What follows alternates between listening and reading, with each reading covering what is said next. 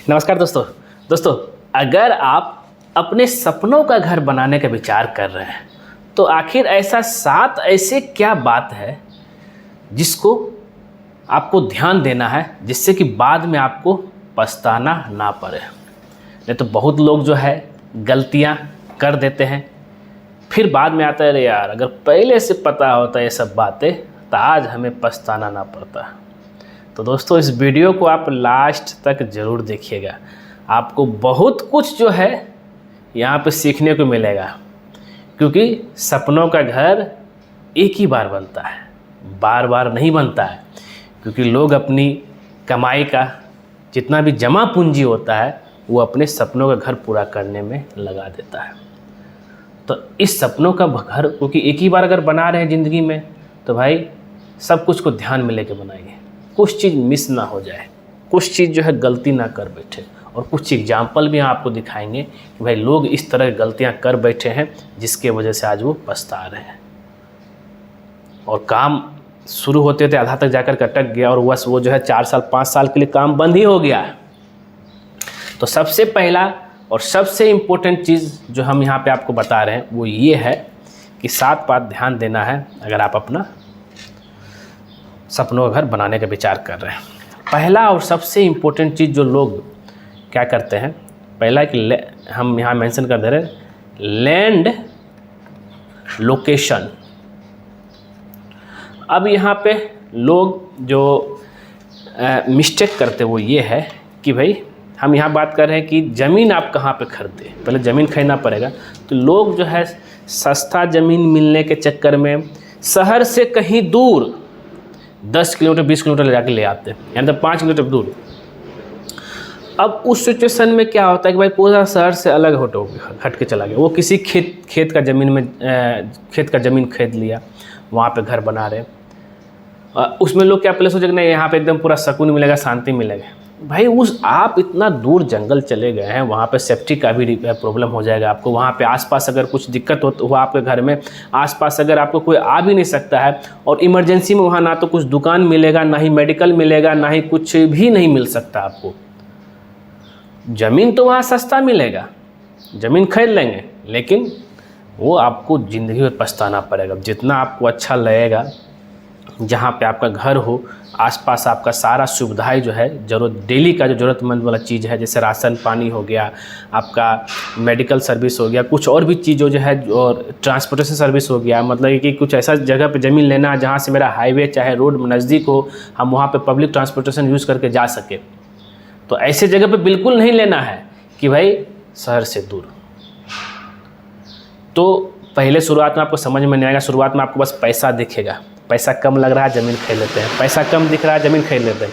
फिर बाद में जब बनाने लगेगा, खुद आप वहाँ पे आने जाने लगेगा, शुरुआत में आपको जाने आने में अच्छा लगेगा, लेकिन आने जाने में जब आपका जो है पेट्रोल डीजल खर्चा होने लगेगा, बड़ी कि भाई कि हमको जब साइड में घर बनाने जा रहे हैं तो इतना खर्चा हो रहा है, तो बात।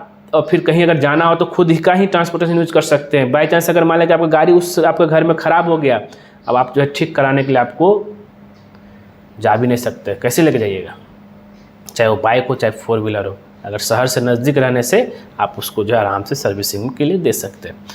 तो ये एक है लैंड लोकेशन को लेकर के। लैंड लोकेशन हमेशा जो है एक अच्छी जगह लेना है जहाँ पे सारी सुविधाएं जो है उपलब्ध हो, नियरेस्ट हो, भले ही ज़मीन महंगा क्यों ना हो, ये जाने। दूसरा है कि जब आप ये ज़मीन आप ले लिए, अब है कि वो एरिया में जब घर बनाएंगे आप वहाँ पे उस लैंड पे आपको ड्राइंग जो है बनाना पड़ेगा। अब इस ड्राइंग में देखिए 2 पार्ट है।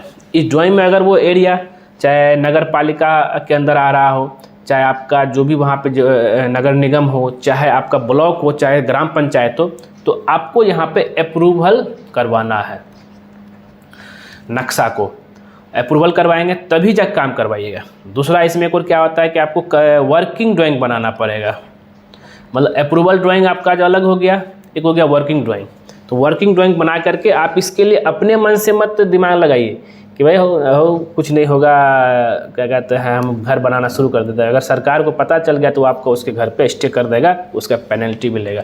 इसलिए आप पहले पता कर लीजिए, ज़मीन खरीद लेने से के बाद आप वो एरिया किस में आता है, नगर पालिका, नगर निगम, जिसमें भी आ रहा ग्राम पंचायत, आप उसको पता कर लीजिए। फिर आप एक इंजीनियर से मिलिए, वो आपको जो है ये अप्रूवल, नक्शा बना के अप्रूवल करवा देगा और फिर आपका वर्किंग ड्राइंग भी बना कर दे देगा। और उसी के गाइडलाइन सुपरविजन में आप अपना घर बनाइए, अपने मन से नहीं करना है। और उन्हीं के सजेशन के हिसाब से जो है ठेकेदार चाहे जो भी है मेटेरियल, ये सब चीज़ आप डिसाइड कीजिएगा। और एक और चीज़ है, तो ये चीज़ तो हो गया, ड्राइंग सब बना ली। फिर तीसरा पॉइंट आता है मेरा कि एस्टिमेशन को लेकर के। अब हम ज़मीन खरीदने में ही इतना पैसा खर्चा कर दिए, अब एस्टिमेशन को लेकर के परेशान हो रहे भाई कितना घर बनाने में कितना खर्चा पड़ेगा। अब ड्राइंग जब बना लेंगे, वर्किंग ड्राइंग बना लेंगे, तो आप अपने इंजीनियर को बोलिए कि भाई कि हमको जो एक एस्टिमेशन भी बना के दे, जिसका आपको अलग से चार्ज लेगा।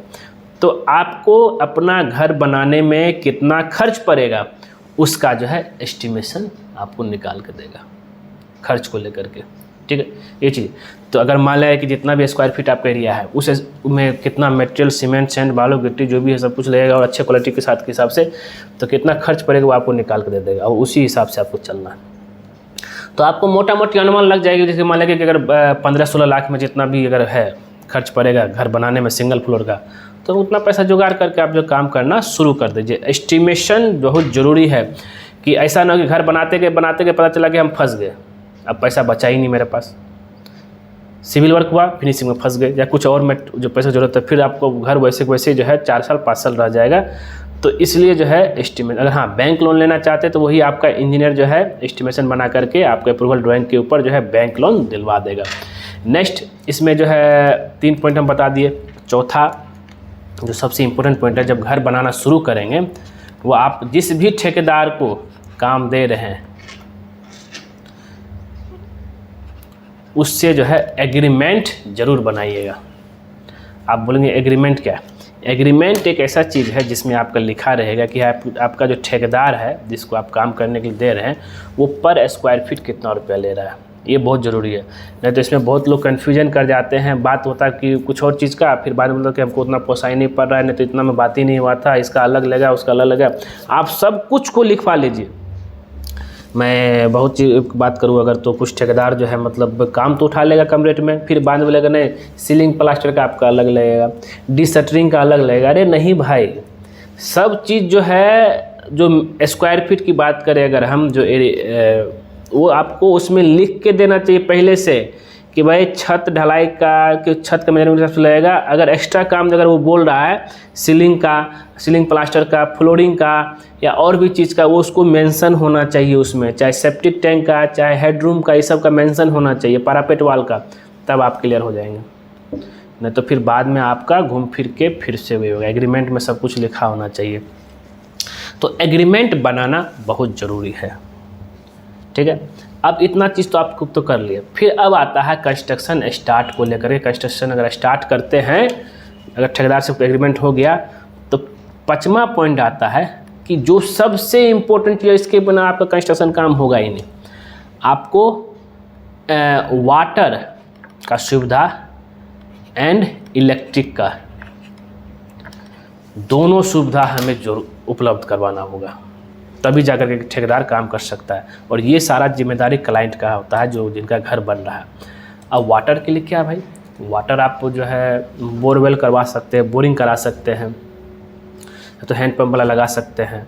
सप्लाई पानी से कंस्ट्रक्शन काम पॉसिबल नहीं है, क्योंकि सप्लाई पानी लिमिट समय के लिए आता है, लिमिट पानी आता है और आपको मैक्सिमम ह्यूज अमाउंट में पानी चाहिए, खास करके क्यूरिंग के लिए, कंक्रीट बनाने के लिए, कंपैक्शन के लिए, ये सब चीज़ को लेकर के। तो इसी चीज़ को ध्यान में रखते हुए जो आपको पानी की सुविधा अपना खुद का करवा लीजिए। दूसरा इलेक्ट्रिक्स का। अब इलेक्ट्रिक का क्या काम है भाई, इलेक्ट्रिक आपका जो जितने भी मेरा जो है, चाहे प्लाई कटिंग हो, सरिया कटिंग हो, चाहे आपका पानी पीने के लिए हो, चाहे ये सब चीज़ के लिए हमको मशीन चलेगा, पानी के लिए मोटर चलेगा, तो ये सब के लिए हमें इलेक्ट्रिक की सुविधा होगा, जिसका जिम्मेदारी आपका है। आप अप्लाई करेंगे, आपको इलेक्ट्रिक का कनेक्शन दे दिया जाएगा। तो ये दो चीज़ जो है, इलेक्ट्रिकल और वाटर का जो है, आपको सब अरेंजमेंट करके देना है। नेक्स्ट और जो इम्पोर्टेंट पार्ट है मटेरियल सिलेक्शन को लेकर के। ऐसा ना कि हम कोई भी मटेरियल यूज़ कर लें। हर चीज़ का मार्केट में एक अच्छा और एक ख़राब चीज़ मिलता है। अब आप सोचेंगे नहीं हो थोड़ा सा कुछ भी यूज़ कर लेते काम हो जाएगा, नहीं, हमेशा जो अच्छा मटेरियल यूज़ कीजिए, क्योंकि घर बना रहे हैं मजबूत बनाइए। तो सीमेंट से लेकर के, सरिया से लेकर के, आपका गिट्टी से लेकर के, बालू जितने भी, और उसके बाद जो है ब्रिक हो गया, और जितने भी फिनिशिंग मटेरियल है वो सब भी का जो है सिलेक्शन आपको एक अच्छे तरीके से करना, अच्छा मटेरियल इस्तेमाल करना, जिससे क्या है कि आपका घर मजबूत बन सके। और हाँ, एक चीज़ तो ये हो गया।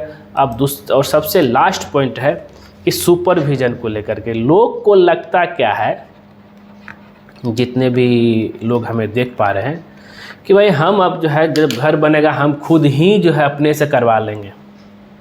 हाँ, अगर आप बेगारी बैठे हुए हैं तो खुद ही कर लीजिए, डेली लेबर ले आइए। अगर आप सोचते हैं हम दोनों चीज़, बिजनेस भी मैनेज कर लेंगे, जॉब भी मैनेज करने ये भी कर लेंगे, तो सबसे बड़ा बेवकूफ़ आप है। मैंने बहुत ऐसे लोगों को देखा है जो घर बनाने के चक्कर में जो अपना बिजनेस को चौपट कर देता है, घर बनाने के चक्कर में उसका जॉब को चौपट कर देता है। भाई क्या है, कितना डिफरेंस पड़ जाएगा आपको। अगर आप किसी एक अच्छे सुपरविज़न में किसी इंजीनियर चाहे आर्किटेक्ट चाहे किसी सुपरवाइज़र को रखते हैं तो कितना डिफरेंस पड़ जाएगा। तो उस डिफरेंस के चक्कर में जो आप अपना पूरा ज़िंदगी बर्बाद कर लेते हैं।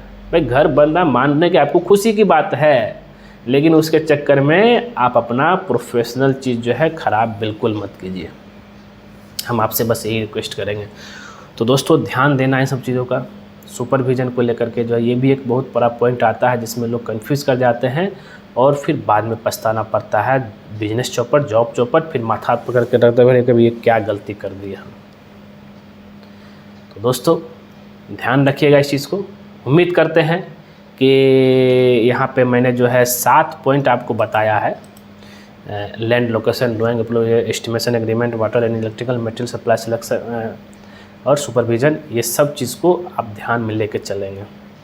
और अगर घर बना रहे हैं तो ये बात ध्यान में लेकर चलिए, तभी जाकर के आप सक्सेसफुल जो है घर बना सकते हैं, नहीं तो कहीं ना कहीं जाकर के अटक जाएंगे। और अगर ये वीडियो आपको पसंद आए ज़रूर इसको जो लाइक कीजिए, शेयर कीजिए, कमेंट कीजिए, और ख़ास करके हमारे चैनलवा को सब्सक्राइब कर दीजिए, क्योंकि जैसे ही आप हमारे चैनल सब्सक्राइब करेंगे उसके बगल में बेल आइकन बन जाएगा, उसको आप क्लिक कर दीजिएगा। उससे बेनिफिट बस ये होता है कि जब जब सिविल इंजीनियर दीपक कुमार को नया वीडियो आपके लिए लेकर आएगा सबसे पहले आपको नोटिफिकेशन में देखेगा। वीडियो पूरा देखने के लिए धन्यवाद दोस्तों।